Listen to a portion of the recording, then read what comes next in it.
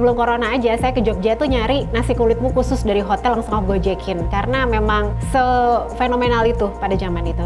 Kuat banget Mas, orangnya memang nyentrik dari segi ide sama data compilation-nya sih menurut aku. Jadi keep doing your job lah Pak.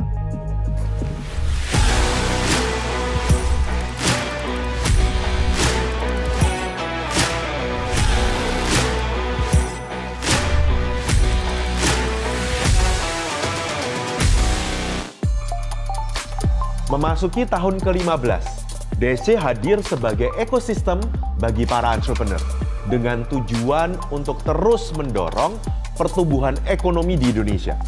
Pada DC Season 15, Dan kembali diundang untuk sharing mengenai perkembangan bisnis mereka sejak mendapatkan dana hibah di season-season sebelumnya.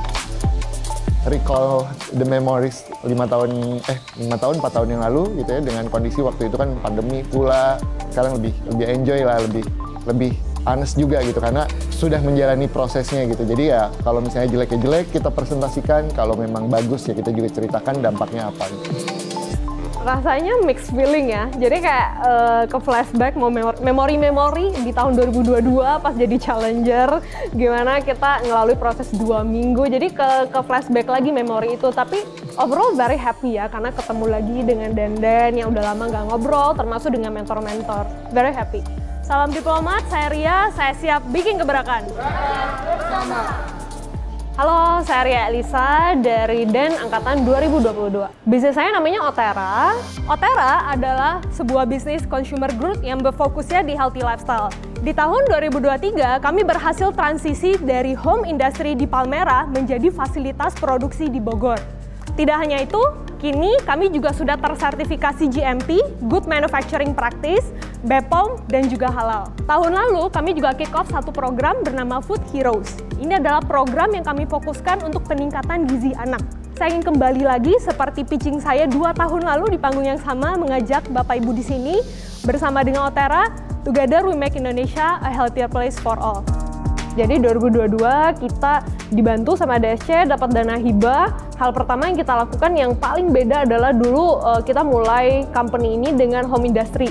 Aku ingat banget di Jakarta Barat, sampai sekarang kita udah punya fasilitas produksi di Bogor, kita udah ada di 150 outlet, wellness center yang ada di Jabodetabek, dan juga lagi trial ke beberapa modern trade juga. Ya, nama saya Ricky, saya Den 2019, bisnis saya Suncrypts. Suncrypts kita create snack healthy buat anak-anak dengan nutrisi dari sayuran yang tinggi protein, kemudian aman dikonsumsi secara rutin. Sudah 7 tahun Suncrypts menjadi pilihan ibu-ibu di perkotaan sebagai cemilan yang kaya nutrisi dari sayuran, tinggi protein, dan aman dikonsumsi oleh anak-anak setiap hari. Terus bermimpi menjadi teman ibu dalam menutrisi anak di dunia sebagai generasi penerus yang gemilang adalah motivasi kami untuk terus maju dan berkembang. Pertumbuhan 224% hingga 2022, disusul 16% di 2023, dan estimasi 2024 ini di 60%, adalah bukti bahwa snack sehat untuk anak sudah menjadi kebutuhan ibu-ibu di kota. 2019 kita jualan itu mostly di online, kemudian offline-nya pun waktu itu baru di Jabodetabek ya, Jabodetabek, Bandung gitu. Nah tapi kalau sekarang alhamdulillah sudah makin luas, Pulau Jawa, udah nyebrang dikit ke Bali, nyebrang ke barat Sumatera, sama nyebrang ke laut di atas tuh ada Kalimantan, Sulawesi, mulai dikit-dikit. Halo, saya Rengku Banyumahandaru, saya Den 2020. Saya memulai bisnis untuk memanfaatkan limbah pertanian. Potensi dari limbah pertanian cukup besar, namun tidak banyak orang yang melihat itu sebagai potensi ekonomi. Karena kita tahu limbah pertanian adalah sangat dekat dengan keseharian masyarakat Indonesia, khususnya di area Sumatera, Kalimantan, dan Jawa. Ketika kami memulai di tahun 2021, entry point kami adalah membuat kemasan ramah lingkungan dari pelepah pinang. Dan hal yang lain yang sedang kami lakukan setelah kita membangun jaringan komunitas dan petani adalah membuka opportunity lain untuk pemanfaatan limbah pertanian. Salah satunya yang sedang kita lakukan adalah mengelola limbah pertanian untuk menjadi alternatif pengganti batu bara. Kita bisa membuat unit-unit bisnis baru, kemudian kita juga bisa mengeksplorasi potensi pasar lainnya, tidak hanya berbicara pada kemasan makanan, sekarang mulai mencari alternatif bisnis di renewable energy. Ya, apapun itu, spiritnya tetap ya, bahwa peningkatan bisnisnya harus dibarengi dengan peningkatan dampak juga terhadap lingkungan dan masyarakat. Well, I see like things have changed ya. Kalau dulu kan dari pelepah dulu, terus tiba-tiba co-foundermu bikin Suwar ini, ya kan? Atau it's a separate company, sekarang jadi satu holding apa gimana? How do you manage all this like all this variety gitu? I think I believe in focus ya gitu loh. Kalau ini nih, what do you feel about this part? Ya, kita membangun satu ekosistem dalam bentuk holding. Dalam holding itu ada pelepah, ada Suara Energi, dan ada Nawasena.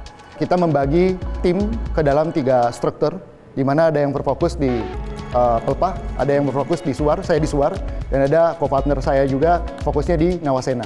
Dan kita juga melihat bahwa ini menjadi pipeline yang baik untuk kita bisa membangun ekosistem sehingga ya kita palu gada untuk project sustainable yang kira-kira kita bisa lebih panjangkan lagi nafasnya secara cash flow ataupun juga profitnya gitu.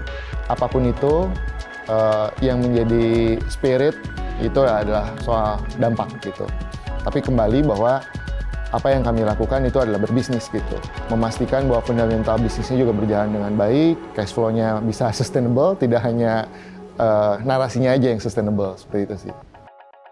Tadi pitching-nya hampir semua fitness dan sudah dikuasai. So what next gitu kan untuk grow your business? Itu sih yang saya ingin tahu. Pipeline berikutnya adalah kita pengen go out ke market yang lebih luas gitu. Makanya tahun ini juga kita mulai trial kerjasama dengan selected modern trade. Nanti plannya adalah kalau itu semuanya udah maksimum, ya kita akan keluarin turunan produk yang baru sih. Satu sisi pasti happy lah ya, tapi I know this is not our end goal. Kita masih jauh banget dari yang pengen kita tuju gitu. We are glad to know that we are on track gitu, tapi PR-nya masih banyak banget. Jadi berharap banget sebenarnya kita bisa selalu ada di ekosistem dan yang suportif ini. Semoga bisnis kita juga bisa growth terus. Pengusaha itu mikirnya adalah dia tuh superhero, ngerjain dari ujung ke ujung. Nah kalau Anda masih memegang semuanya dari ujung ke ujung, growth-nya nggak akan kemana-mana. Nah yang saya harapkan, kembali lagi DSC is all about kolaborasi gitu ya. Anda harus paham juga bahwa Anda itu keahliannya di mana. Lulusan DSC itu saya harapkan ke depannya tuh bisa mendapatkan that kind of multiply numbers gitu ya. Bisnis itu is all about angka. Jadi ya kalau kita ngomongin bisnis, kita harus mau ngomongin angka gitu.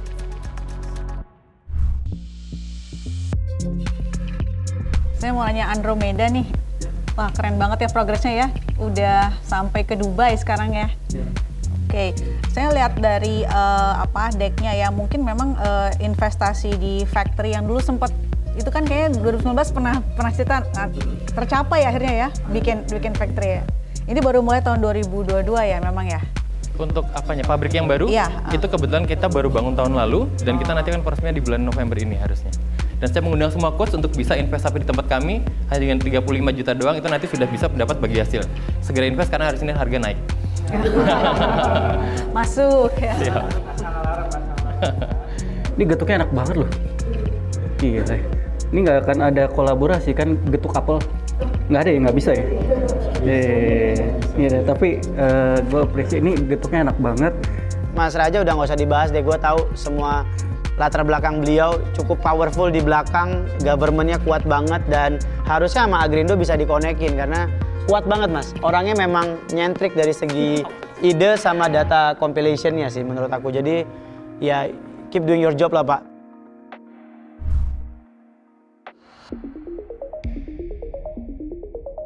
Salam diplomat, saya siap bikin gebrakan.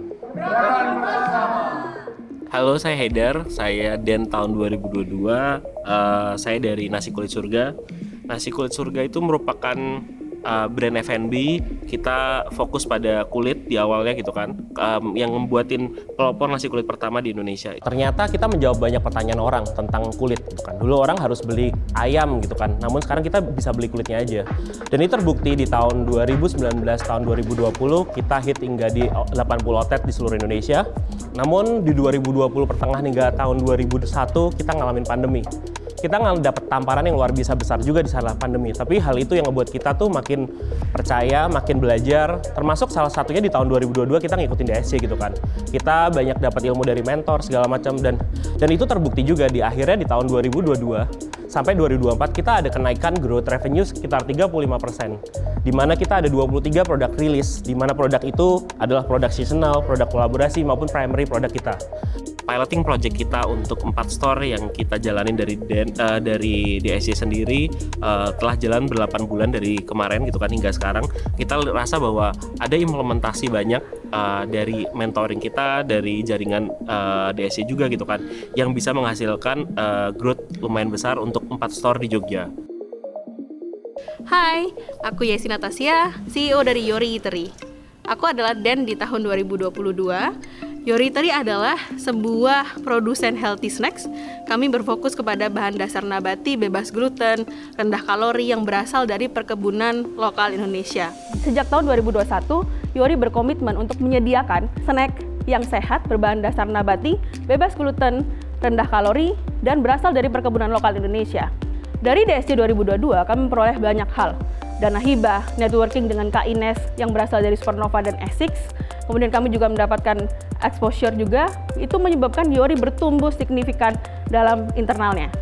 Kami mengalami perubahan signifikan, highlightednya adalah projection 2026 yang kami buat di tahun 2022 ketika DSC telah terlampaui di tahun 2024. Ketika mengikuti DSC 2022, tim kami itu masih sangat kecil, jumlahnya kurang dari 10 orang, sekarang udah lebih dari 10 orang, dan makin solid gitu, karena dari segi internalnya, kita tuh sudah semakin tahu mau ke arah mana sih sebenarnya Yori ini.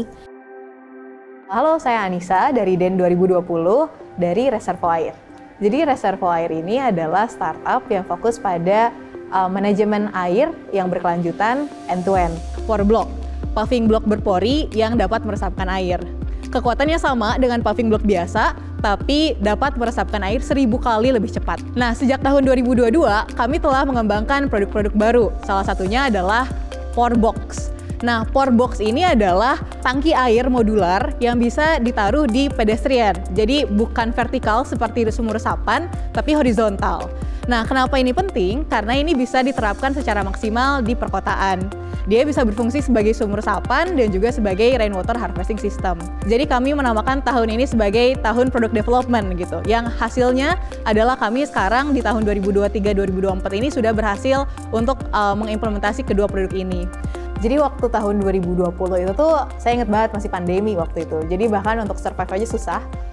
Tapi alhamdulillah ikut DSC waktu itu dapat lingkungan baru, minimal supporting system lah gitu kan. Karena semuanya juga ngalami hal yang sama. Sebenarnya kan during pandemic nggak baik-baik saja ya. Jadi teman-teman bisa growth itu menurutku cukup keren banget sih. Apalagi beberapa tik yang dulu sempat kita sampaikan, seingatku dulu kita bicara kolaborasi, kita bicara IP ya kan. Nasi kulit udah cukup gede dulu lu IP, sekarang lu kerja sama siapa, it's a good one sih. Gue jadi paham 3P-nya DSC itu kebaca di sini, paham piawai persona juga muncul, how you present the deck gitu ya, itu enak banget. Udah siap lah ketemu visi harusnya ya. Sebelum corona aja, saya ke Jogja tuh nyari nasi kulitmu khusus dari hotel langsung aku gojekin. Karena memang sefenomenal itu pada zaman itu. Nah, gimana nih mengembalikan kejayaan dari nasi kulit tuh strateginya apa? Dulu kulit adalah salah satu langkah awal yang sangat nikmat dijalanin, karena itu adalah kita menjalani pelopor, orang-orang bisa mengikutin kita gitu kan. Namun sekarang kita sadar juga bahwa kulit itu bukan jadi hal yang paling dicari lagi, karena hampir semua brand juga ngeluarin kulit sebagai substitusinya gitu kan. Makanya yang kita jalanin yang pertama adalah product development. Nah, product development itu kita juga ngerasa bahwa kita nggak akan bisa jalan sendiri gitu kan. Kita pengen kolaborasi dengan banyak orang gitu kan. Makanya yang kita proses adalah produk-produk development yang kita jalanin kolaborasi dengan A, dengan B, dengan C gitu kan. Kita trial itu emang jelas kita kenapa kita masih di Jogja gitu kan. Karena kita pengen trial dan error itu di Jogja karena cost-nya paling kecil gitu kan. Saat itu udah firm di mana pilot project kita bisa jalan, yang jelas kita pasti akan kembali lagi Jakarta karena Jakarta itu yang ngebuat kita besar waktu itu konteksnya. Sebenarnya kita senang banget kalau ketemu Bu Nilam karena Bu Nilam juga ngebantu kita banyak hal gitu kan. Kita akhirnya juga dari DSC ini kita kolaborasi juga sama Bu Nilam. Namun emang kalau ditanyain sampai kapan pun kalau ketemu selalu deg-degan gitu kan. Karena Bu Nilam tuh akan ngomong apa yang ada di pikirannya langsung gitu kan. Dan emang yang diomongin Bu Nilam tuh emang real gitu kan. Konteksnya adalah dia bilang juga bahwa emang nasi kulit ya kalau kamu akan tetap besar, kalau kamu mau terus besar dan bisa mempengaruhi itu ya kamu harus di Jakarta dari gitu kan. Mbak Anissa, iya. Kebetulan saya punya project di Bappenas sama USAID, Mbak, urusan air. Nanti saya undang, bisa kolaborasi nanti. Karena kita lagi cari produk yang inovasi dan kita udah punya standby investor, jadi nanti bisa lebih berimpact ya. Pasti senang banget dengan tadi kurang lebih apresiasinya dan kayak looking forward juga untuk nanti bisa kerjasama kolaborasi selanjutnya.